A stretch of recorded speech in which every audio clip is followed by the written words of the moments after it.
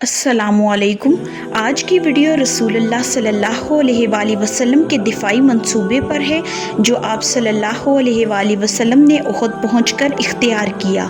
اسلامی لشکر کے کیمپ لگوانے کے بعد رسول خدا محمد صلی اللہ علیہ وآلہ وسلم نے اپنے فوج کی ترتیب فرمائی۔ ماہر تیر اندازوں کا 50 نفری ایک جنگی دستہ منتخب فرما کر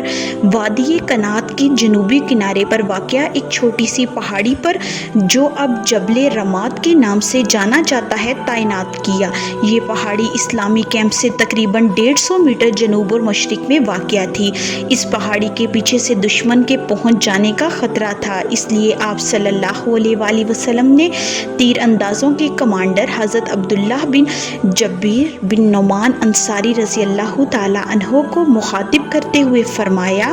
شاہ سواروں کو تیر مار کر ہم سے دور رکھو، وہ پیچھے سے ہم پر چڑھ نہ آئیں، ہم جیتیں یا ہاریں تم اپنی جگہ رہنا، تمہاری طرف سے ہم پر حملہ نہ ہونے پائے۔ اس کے بعد آپ صلی اللہ علیہ وآلہ وسلم نے تیر اندازوں کو مخاطب کرتے ہوئے فرمایا، ہماری پشت کی حفاظت کرنا، اگر دیکھو کہ ہم پر حملے کیے جا رہے ہیں تو ہماری مدد کو نہ آنا، اور اگر دیکھو کہ ہم مال غنیمت سمیٹ رہے ہیں تو ہمارے ساتھ تم شریک نہ ہونا، اور اگر دیکھو کہ ہمیں شہید کر دیا گیا ہے اور ہمارے لاش کو گدھ اور کوے نوچ نوچ کر کھا رہے ہیں تب بھی خبردار تم اپنی جگہ سے نہ ہلنا جب تک کہ میں بلاوا نہ بھیجوں۔ اس کے بعد میمنہ پر حضرت منصر بن عمرو رضی اللہ تعالی عنہ کو، میسرہ پر زبیر بن عوام رضی اللہ تعالی عنہ کو تعینات کیا اور صف کے اگلے حصے میں ممتاز بہادر مسلمانوں کو رکھا جن میں ایک ایک کو ہزاروں کے برابر مانا جاتا تھا۔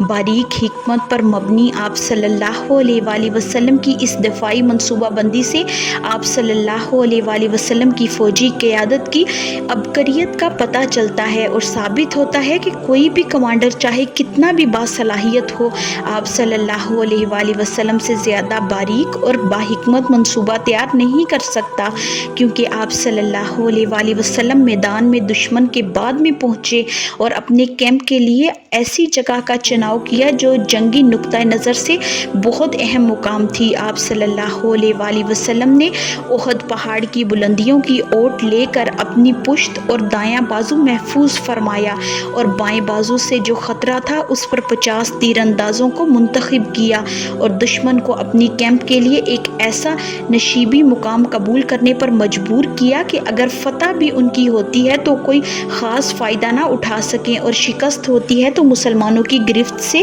بچ نہ سکیں۔ اس کے برعکس آپ صلی اللہ علیہ وآلہ وسلم نے اپنا پڑاؤ اونچی جگہ پر منتخب فرمایا کہ اگر خدا نخواستہ شکست سے دوچار ہونا پڑے تو ادھر بھاگنے کے بجائے کیمپ میں پناہ لی جا سکے، اور اگر دشمن کیمپ پر دھاوا بولے تو اسے سخت نقصان اٹھانا پڑے۔ اس کے بعد رسول خدا جناب محمد صلی اللہ علیہ وآلہ وسلم نے صحابہ کرام کو منتخب کر کے ایک شاندار خطبہ دیا۔ منجملہ یہ ارشاد فرمایا کہ صبر اور ثابت قدمی سے ہی فتح یابی حاصل کی جا سکتی ہے، لہٰذا جب دشمن سے ٹکراؤ تو ثابت قدمی اور صبر اور تحمل سے کام لو، اور جب تک میں حکم نہ دوں تب تک جنگ شروع نہ کرنا۔ آپ صلی اللہ علیہ وآلہ وسلم نے نیچے اور اوپر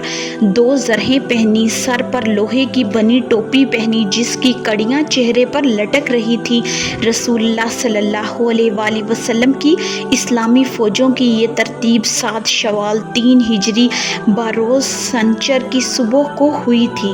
دوسری طرف مشرکین مکہ نے بھی اپنے فوجوں کی ترتیب یوں کی تھی کہ ان کے لشکر کا سپہ سالار ابو سفیان تھا جو لشکر کے بیچ میں تھا، میمنہ پر خالد بن ولید اور میسرہ پر اکرمہ بن ابی جہل تھا، پیدل فوج کی کمانڈری صفوان بن امیہ کر رہا تھا اور جھنڈا بنو عبدالدار کے ہاتھ میں تھا۔